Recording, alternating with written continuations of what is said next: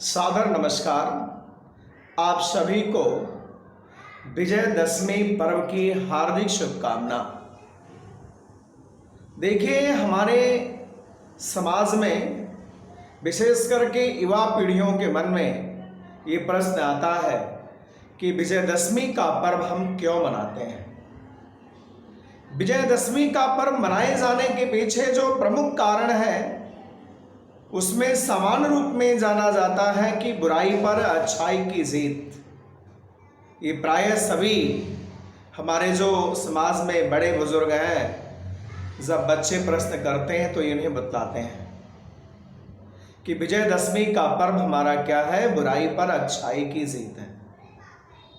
प्रश्न खड़ा होता है कि विजयदशमी में बुराई क्या थी, विजयदशमी के दिन बुराई पे कौन सी ऐसी बुराई थी जिस पर हम जीत का जश्न मनाते हैं।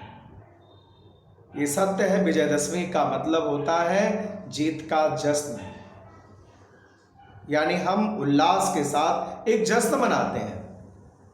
तो हम देखें इसमें कौन कौन से ऐसे जश्न हैं। जैसे कि हम सबसे पहले, मैं किसान परिवार से जुड़ा हूं इसलिए सबसे पहले मैं वहीं से आता हूं। किसान के लिए विजयदशमी कैसे ही है।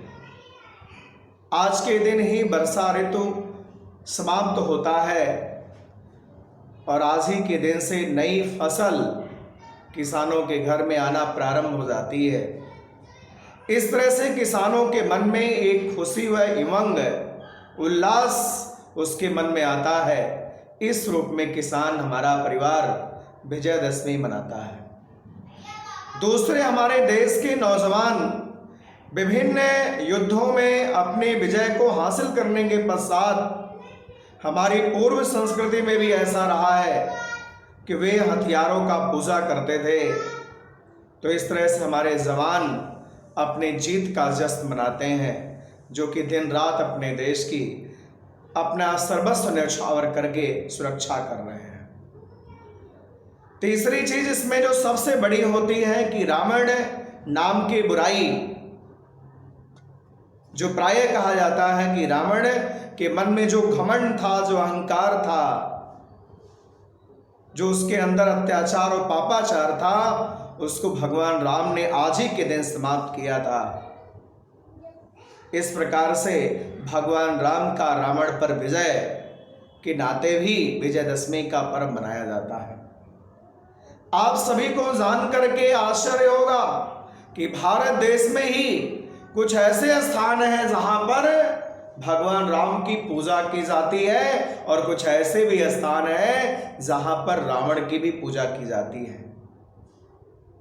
भगवान राम को तो पूरा भारत मानता है, भारत ही नहीं पूरा विश्व मानता है, परंतु रावण को हमारे भारत देश में ही कुछ राज्यों में ऐसे स्थान हैं जिसमें प्रमुख रूप में कर्नाटक का कोलार है, मध्य प्रदेश का मंदसौर है, राजस्थान का जोधपुर है और आंध्र प्रदेश का काकीनाडा है। ये ऐसे स्थल हैं जहां पर आज के दिन रावण की पूजा होती है। रावण को जलाया नहीं जाता है। प्रश्न खड़ा होता कि एक ही भारत में ऐसा कार्य क्यों किया जाता है। तो आपको पता होगा कि महर्षि विश्वा का पुत्र रावण एक ब्राह्मण परिवार का संतान था, जिसके नाते उसमें अपार ज्ञान के भंडार थे। लेकिन चूंकि एक राक्षस माता के गर्भ से उत्पन्न हुआ था, इसके नाते उसके अंदर आसुरी शक्तियां भी आ गई थी। तो विभिन्न मान्यताओं के नाते विभिन्न जगहों पर विभिन्न रूप में शिष्य को माना जाता है।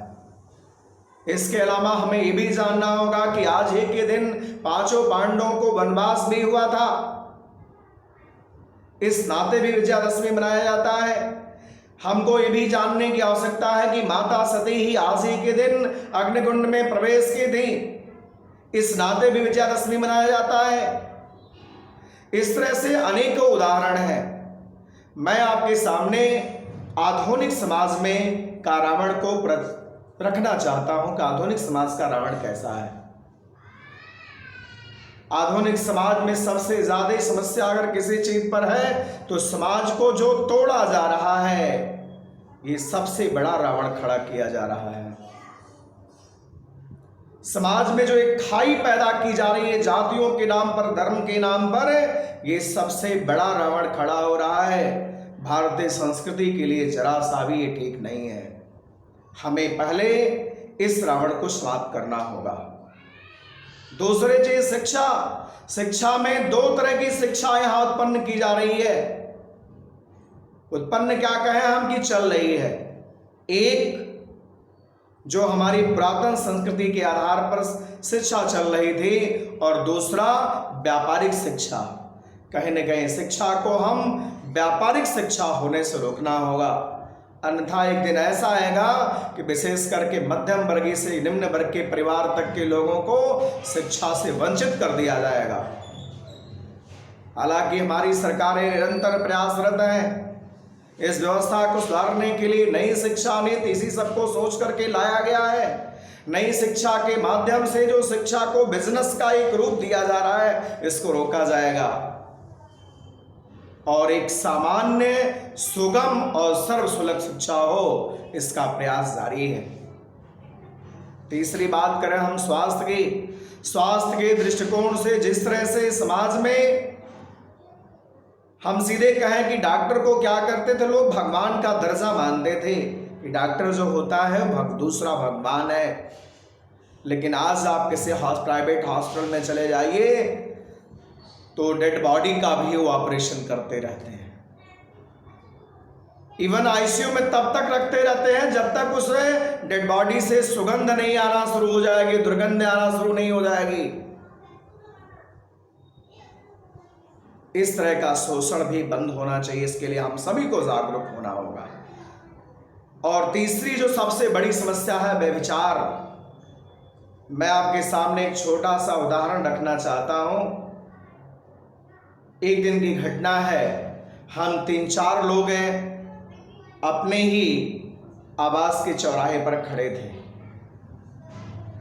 एक बेटी जो है, आजकल तो एक कोविड-19 के कारण भी जो है प्रायः मुख ढकने की परंपरा है। दूसरे धूल आदि के कारण भी लोग क्या करते हैं, मुख ढक करके चलते हैं। एक बेटी जो है अपना मुख ढक करके निकल रही थी। तो एक सज्जन महोदय कह रहे हैं, जो हमारे साथी खड़े थे, उन्होंने कहा कि देख रहे हैं आजकल बड़ा बढ़िया तरीका लोगों को मिल गया है, मुंह ढक करके निकल जाना और बाहर जाके क्या क्या गुल खिला रहे हैं। कुछ ऐसी भाषा भी उन्होंने बोला जो हम आपके सामने नहीं कह सकते। देखिए मुंह ढक करके जा रही है। उनकी इस अभद्र भाषा को जब मैं सुना तो मैं उस वक्त कुछ बोला नहीं, लेकिन कुछ ही देर के बाद हम लोग लगभग 3 घंटे तक वहां पर खड़े रहे। उसके बाद देखा गया कि वो बेटी लौट करके आ रही है। जब लौट करके आ रही थी तो उसका मुंह खुला हुआ था, जो दुपट्टे से मुंह ढका हुआ था वो खुला हुआ था। तब हमने कहा, भाई साहब ये देखिए किसके परिवार की बच्ची है। तो उन्होंने कहा, अरे तो मेरी बेटी है। शर्म के मारे उनका मुंह पानी पानी हो गया। मैं आपको बताऊं, अपनी सोच हमें बदलनी होगी। समाज में प्रत्येक बहन बेटियों का हमें सम्मान करना होगा। जब तक हम अपनी सोच में बदलाव नहीं लाएंगे, अपने खुद में हम परिवर्तन नहीं लाएंगे, तब तक सामाजिक उत्थान संभव नहीं है। हम केवल सरकार के भरोसे बैठे रहे कि सरकार सारे परिवर्तन कर देगी और हम ना कुछ भी जिम्मेदारी व दायित्व न माने, तो कभी सुधार संभव नहीं होगा। हर व्यक्ति को जागना होगा, हर व्यक्ति को अपने तरीके से प्रयास करना होगा, तभी समाज में सुधार होगा, तभी देश का उत्थान होगा, तभी हमारा गर्व से हम पूरे विश्व में कह सकते हैं कि हम वसुधैव कुटुंबकम का जो नारा लेकर के चले हैं, उस तरह से विश्व में अपने भारत माता के मस्तक ऊंचा कर सकेंगे। इस तरह से एक बार फिर हम आप सभी को विजयदशमी पर्व की हार्दिक शुभकामना देते हैं। जय श्री राम।